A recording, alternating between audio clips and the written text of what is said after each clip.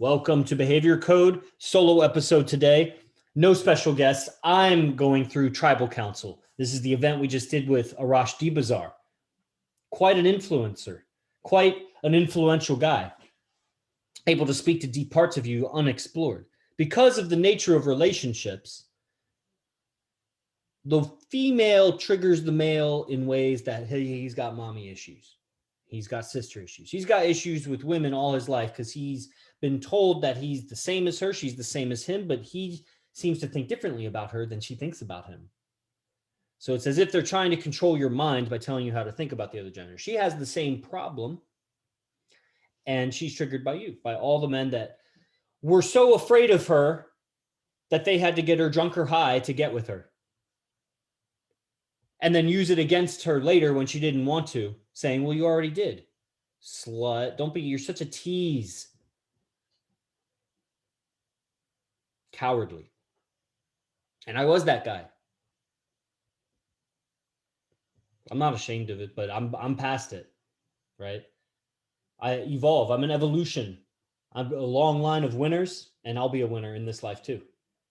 And this is a mindset that is passed down to me through Tribal Council. This is the code of the chief. The code of making people right instead of making them wrong.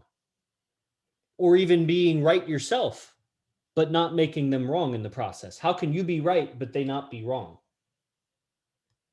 Because the energy of making people wrong is so deeply ingrained in us. This is what I teach in the silent flute, is how to ungrain it, how to dig it up, but softly, you know. Digging makes it sound like it's sharp. It's not. It does come in waves though. Oh my God, I had such a release today while I was practicing yoga in my left hand. It was amazing. It was amazing. I haven't had a release like that since my very first experience with yoga 10 years ago, wrestling was it 10 years? No. My first experience would have been 14 years ago. Yeah, wrestling at OU. And they brought in the coach. Because I remember I tried it. And then a couple years later, I tried it again. And a couple years later, I tried it. And that's when I like stuck with it. And I remember so much tension, right? Wrestling, so much grabbing, pulling, like this. And then there's so much training, like weightlifting and stuff with it. So I had really tight hands, tight palm. I didn't know it at the time because I didn't understand the difference of having like open palms. It's kind of an aside. So I'm doing yoga this morning. It's amazing how much, you know, when I talk about ninth limb yoga and why I follow Arash Dibazar, who's not a yogi, that was a big criticism I got from the yoga community in the beginning. And it's like, you don't understand. It is yoga. Like how much my yoga improves on mindset, that my attentiveness, sharpness, purpose, my vibe, you know, he puts a language on vibe that it allows you to measure your words and your communication as a measurement of something. I don't know what the measure, you can just call it like frequency, but it's like, I should be able to measure it. And it's a crazy thing. Like there's a lot we don't know about grammar and like where it comes from, you know, and our brain is hardwired to be able to learn the grammar of any tongue, any human tongue, born into that family, or let's say born and then immediately given to like a family with a different culture. You can learn any language. That's amazing to me. But we're all so different. There's something about the brain and grammar, and it's pulled from the ether. Like it's just random symbols that, you know, when we talk about behavior code, I'm talking about the genetic code. This is the Behavior Code podcast.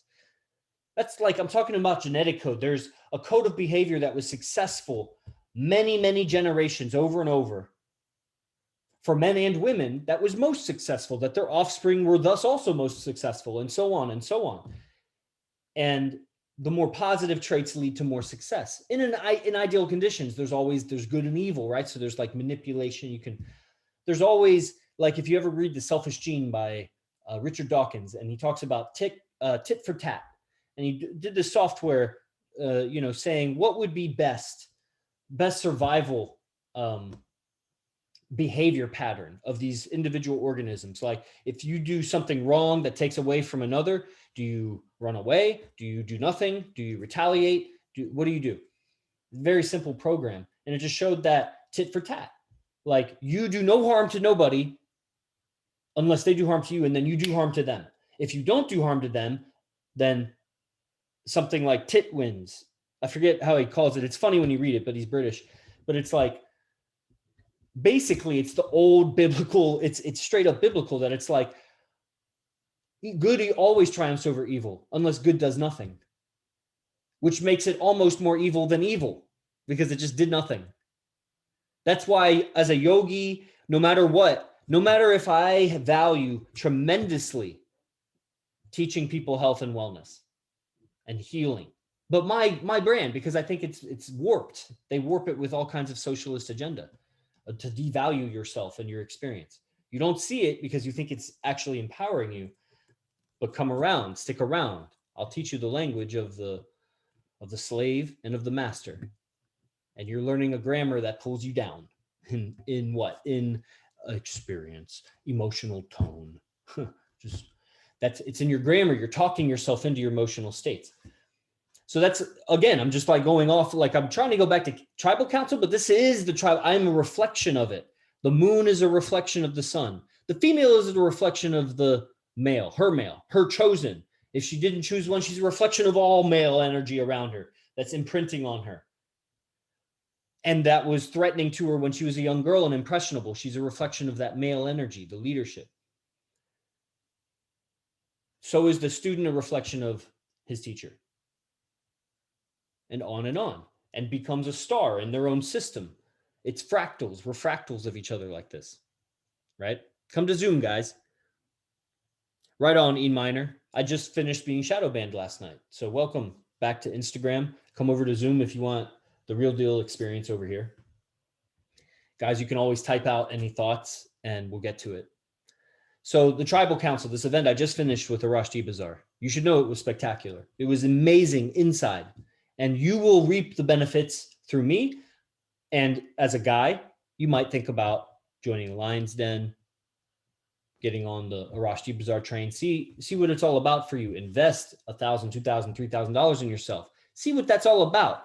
Is it you come to just value yourself because you improve so much in your speaking?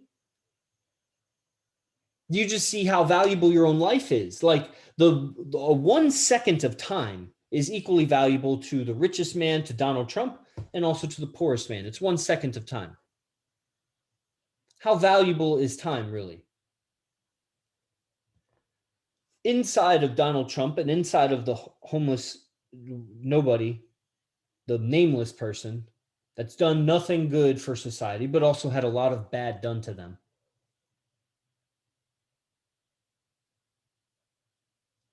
Inside, at the deepest center, it's the same being. At the deepest center. But that's so deep, it's so deep, none of us really touch it. We can talk about it poetically.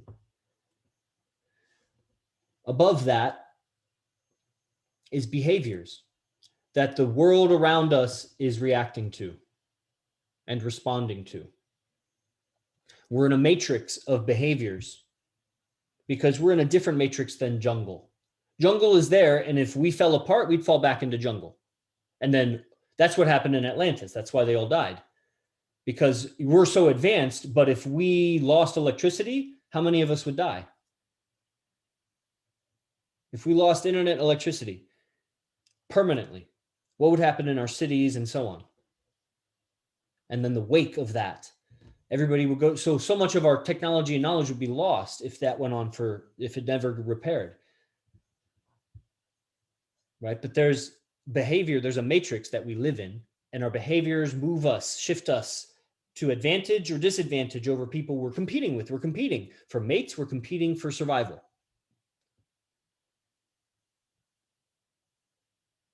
And this is the behavior code. So that's slightly contextual. There's many layers to it. There's one layer is the genetic code of behavior. Another layer is just cultural conditioning, where you're from a little bit. Subconscious, deeper subconscious, all the way to surface subconscious, just how you were patterned as a young child that you don't remember, and so on. And then there's your identity you're putting forward. And how aligned are you really? Well, let's start with genetic code, because you can't really change that. That's what Bill Gates and them would want to change. You take a RNA active vaccine that changes your genetic structure, and as your cells overturn, you lose your humanity. You're no longer a human. You become some different mutant that who knows what happens to you. Doing experiments on how to vaccinate for religiosity, people that are especially spiritual. How can I deactivate that part of the brain with a vaccine? Like, that's what he did 15 years ago. That's what he was doing. Right? Yeah, language, right? So, if you remind me where I was at there, coming back to behavior code, yes. So the genetic, you're not really going to change. So if you're going to align, you should start there, because otherwise you'll create this split inside where the behavior is contradicting the genetic impulses that you'll always, like I read once, always need I think AZD said it actually. You'll always need horsepower. Something about horsepower. You'll always need horsepower to overcome that. So you're dissipating energy on something just because. Why? Because she can't handle it or he can't handle it. Well, I think that's where I like to strengthen up. I'm the kind of man that went from 0 to hero in wrestling, and from 0 to hero in many things, that I was bad and became good after getting my knocks, getting in my licks, shedding some tears and some blood and some pain. So I know that it's attainable, and plus I have a reference for it's attainable. And why would it be desirable? Because I see the impact, the ability to communicate, the awareness of mind, and with it comes so much cause and effect, knowledge of cause and effect, where we go back, circle around, full circle back to the beginning. Yoga. This is yoga, knowledge of cause and effect. Because what yogi out there would have a good relationship with their mate? And when you watch them, how many environments can you put them in? And they're safe, they can navigate, they can move. Is that important? Maybe they've chosen a narrow experience of life because they've said those things are not worth having. I would say that that's very pathetic. That it's not done out of a choice not to. It's done out of a need that I can't do the other. I don't know how to be sociable or make it to the top and have my spirituality. And the top is not the top like what you see on news or whatever. Like, get rid of TV and Hollywood as the top. They're pedophiles. So fuck them. The top is the top of whatever industry, the top of whatever circle of friends. Not that you want to be the best, but you do want to be the best. Do you want to be the middle? Do you want to be the second? Maybe you want to be the best at being the second. However you rationalize it to yourself. But we are a tribe. My tribe is a tribe of people that want to liberate from the illusions of limitation. Expand more and more. That's why I'm starting a women's group. So I have a women's group for yoga. I don't know what I'm going to do with a fucking women's group. They need yoga just like everybody. I think guys will stare at them. They're not going to share their bodies. I'm a guy too, but I'm also a professional. And where does it blend? Where does it get gray? I don't know. That's why they have the choice to leave, But I'm in a position where it would be irresponsible with the knowledge that I have of aligning with code to not guide whoever wants to listen. So if you want to listen, come around. That's all it is. Because that's all I'm sharing is my word and maybe some body movement. So it goes the other way. All right. So let's settle down here. Let's bring it back. The genetic behavior, cultural behavior, deeply patterned behavior, and then conscious behavior of like what you want it to be like. And I have seen an alignment of relationship that allows a lot of power to flow, that misalignment inhibits power to flow. And it's built on the backbone of integrity, truth. There's truth saying. It is a life of truth saying. And that's addictive for both its wisdom and the admiration it gets. And the benefit, it feels so good to benefit people with truth saying. truth speaking. That makes men stronger, that makes women more beautiful. Women around me get more beautiful. The closer they get, the longer they're here, the more beautiful they get. Inside and out. The outside fades, but there's a conduct and behavior that's so beautiful. The conduct, how you conduct yourself, it's an energy. Like I said, alignment allows the power to flow. Conduct, you can increase what you can conduct, the energy. Okay, so if to go further, I think would be irresponsible. I didn't even go into my notes, really. I just kind of went, I just was riffing. Let's see. I mean, to go through these notes seems like mundane. I think that was, but it's really only been about 15 minutes. So really, I should probably do a little bit more for a free podcast, right? If you're really listening to the recording of this and you haven't subscribed to something, the podcast channel, the YouTube channel, the newsletter, I don't know what you're doing. What are you doing? Even if this is your first episode, what are you doing? This is too good. And this is free podcast. You're like, I'm cutting it at some point. But let's go a little further, shall we? Powerful message of conduct. E minor. That's right. You know, when we talk about language, it's intriguing. It's fascinating how we put the words together. It's arbitrary too, but there's a linkage of meanings between different phonemes. Phoneme is like phonetic. You ever heard phonetically, meaning by the sound? A phoneme is like, you know how like a genome where you have a gene, you have like a phoneme is like a phoneme is like a sound, like ound. Ound would be on the end of ground and pound and sound and whatever.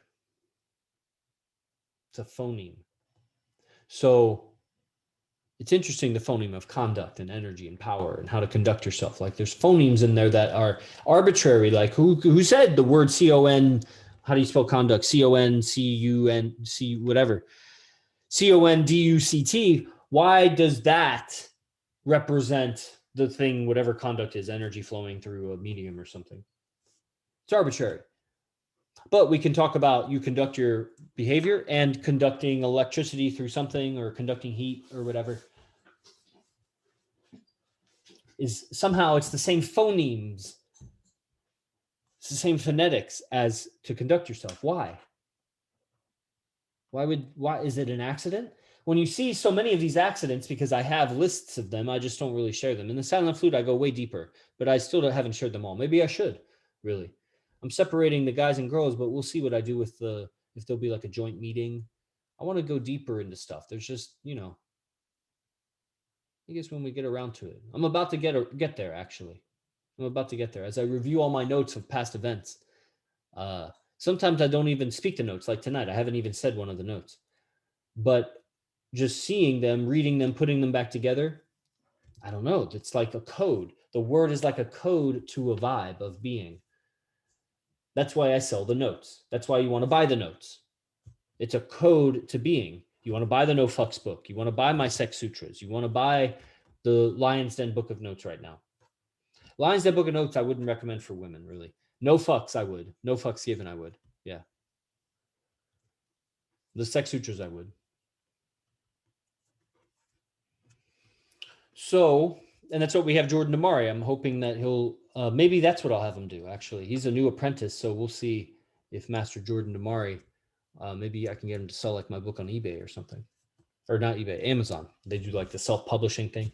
Would you guys want the book if I put it there? You can buy it hard copy. They make it. It'd still be like $67, but they make it. We will have a joint meeting. LOL. Seriously, though, this lecture is awesome. Right on. Yes, I'd buy. Right on, right on, right on. Okay, cool. So wrapping it up, the tribal council, the chief, probably the biggest teaching was, I did say one note, and I said it. It's the biggest teaching is that I got from it is make sure when you're correcting something that you're being right instead of making them wrong. There's a difference between making them wrong versus you being right, just ensuring you're right. What's the difference? Find the feeling of the difference between, think of the last conflict you had, or disagreement, or misunderstanding, or just notice, I guess, there's just a difference between you being right and versus making them wrong. There's this attitude we have that makes people wrong because that's how we were brought up and that's what we're surrounded in. We're in an ocean of it. It's called suppressive behavior. That's what I talk about. And I break the suppressive chains in the silent flute. Go to ninthlimb.com. That's where the silent flute is. Subscribe to this, whatever channel you're on. We'll stick around, listen to a song, answer questions if you're here live, because I appreciate you guys being here live. If you're catching the recording, my Instagram recently unshadow banned is Yoga Bliss Chris. Go check it out. That's where I'm at, Yoga Bliss Chris, one word. And that's it for now. All right. Os.